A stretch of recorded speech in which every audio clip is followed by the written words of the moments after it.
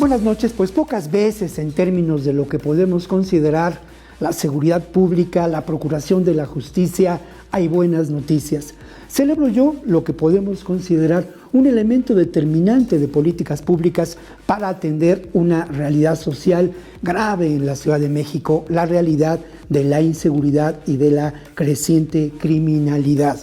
Este plan es ni más ni menos que el Plan de Política Criminal 2020, elaborado en la transformación que se está dando entre la antigua Procuraduría de Justicia de la Ciudad de México y lo que es hoy la Fiscalía General de Justicia. Este plan fue entregado el pasado sábado al Congreso local por la Fiscalía. ¿Qué elementos vale la pena destacar en este plan que, por cierto, se aleja de planes, de estrategias anteriormente trazadas y que han mostrado su ineficacia en este tema tan sensible que es la seguridad pública? Lo primero es que pone en el centro a la persona. Eso es determinante.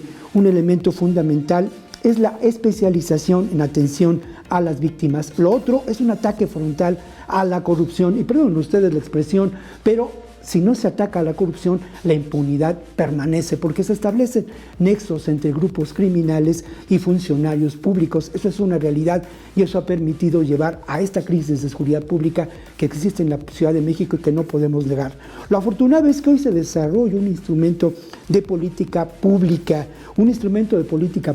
que será muy pronto discutido por el conjunto de la sociedad interesada en estos temas. Muy pronto se dará a conocer, nos dicen, un documento público en relación a estos temas. ¿Qué otra parte del documento, qué otro elemento vale la pena destacar para que ustedes lo conozcan y para que veamos este cambio importante en términos de política pública vinculada a la seguridad?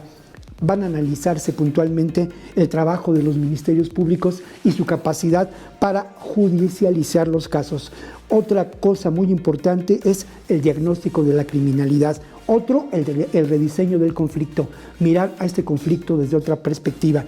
Y bueno, quiero cerrar este comentario diciendo que lo que se busca es ni más ni menos que el generar condiciones para la pacificación social que tanta falta nos hace en esta ciudad y en el país entero. Nos encontramos la próxima ocasión aquí en 21 Noticias.